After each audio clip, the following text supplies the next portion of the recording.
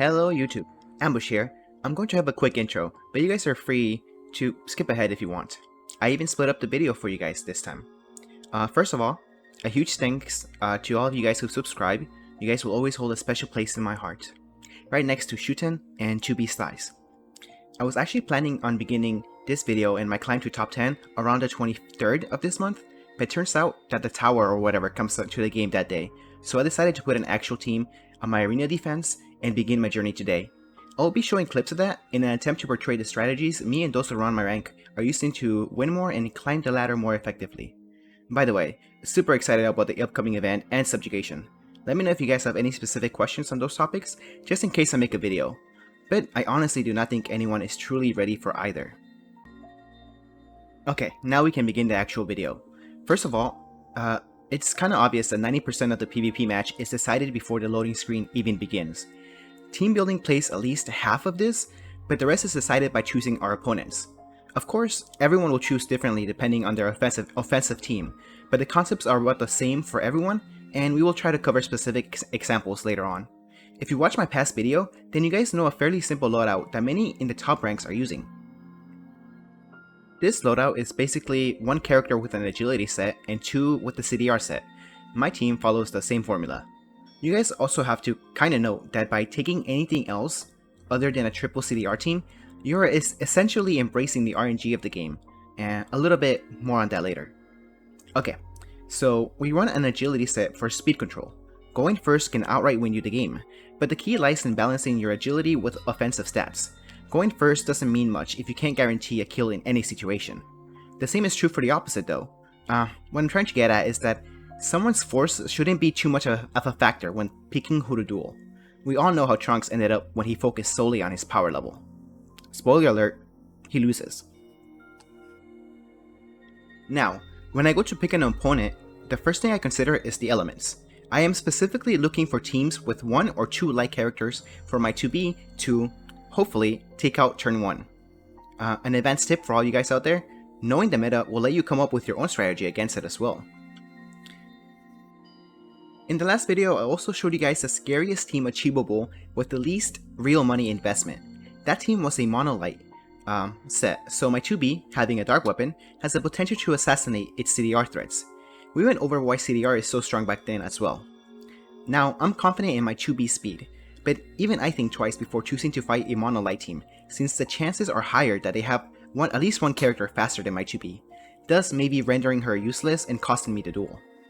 Since the meta is mostly light weapons at the moment, having a fast dark element user will honestly help you win more, but you guys are free to change the elements around in my example and see which teams you should be picking to fight, based on your account. Apart from elements and force, the game lets you see one unit in the opponent's team. We can even predict what set it's running based on the elements we see. For example, if I see an A2 with a fire icon, there's a pretty good chance she's running a CDR set with her own Type 3 blade. If I see a Gale and a water icon, I straight up think CDR Seabone blade, and maybe to not fight them if I'm using fire units. For those who don't know, the Seabone blade has the same cooldowns as the Sword of the Titan. Both have 14 and 15 second skills, if I recall correctly. You guys will also recognize other trends that will help you increase your win rate as you keep playing.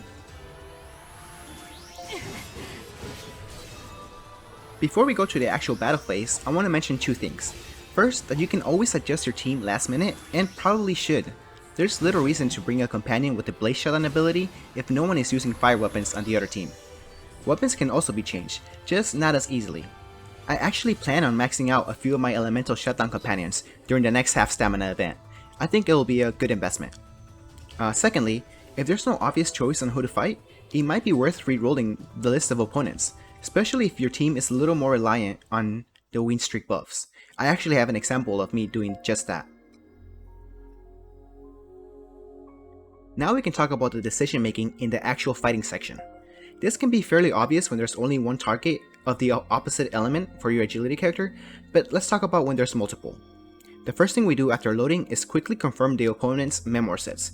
You should think horses, not zebras at this stage, so even though the Phoenix Sword has skills with low cooldowns, if there's one on the field, its user is probably running agility memoirs.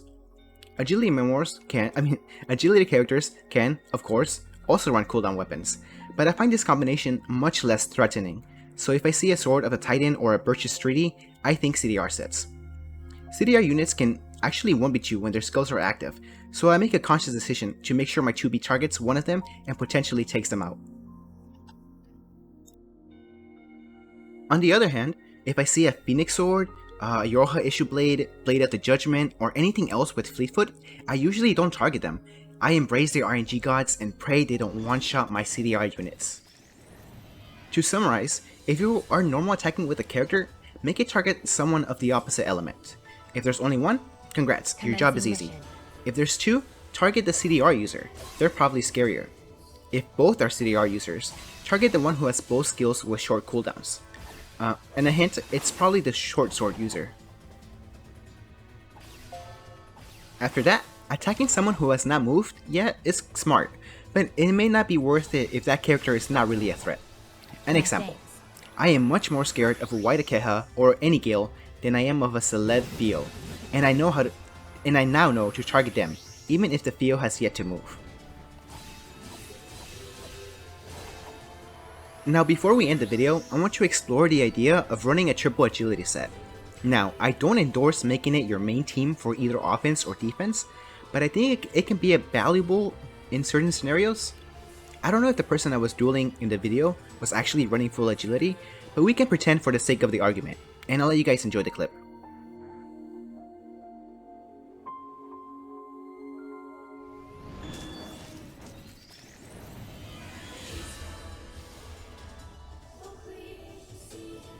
Commencing mission.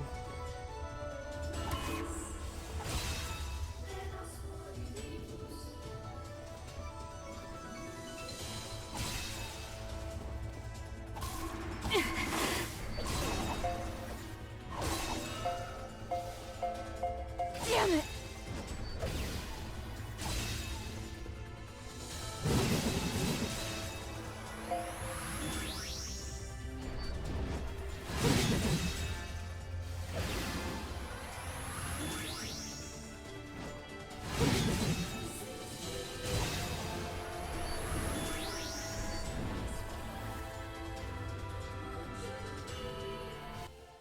So, I lost to RNG.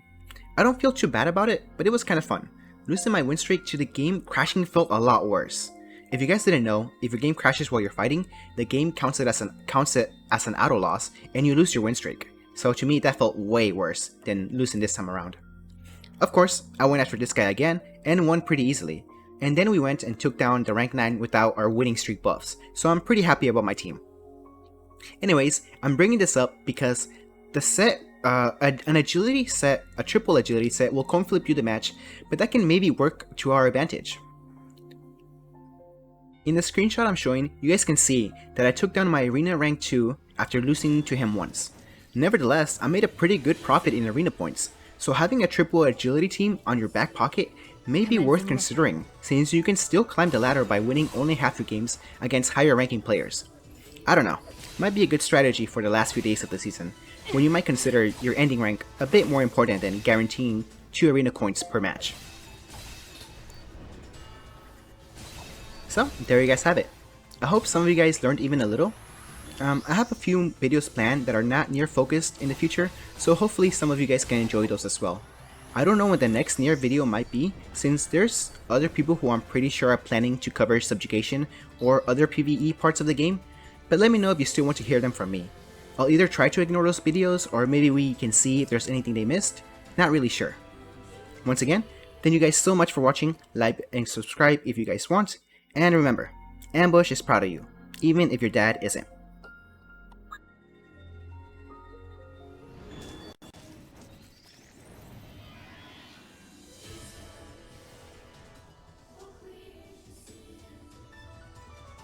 Commencing mission.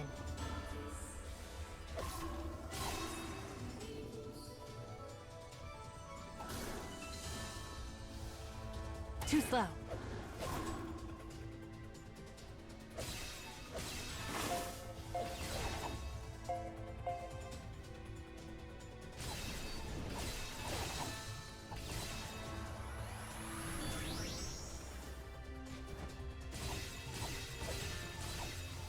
expect any thanks.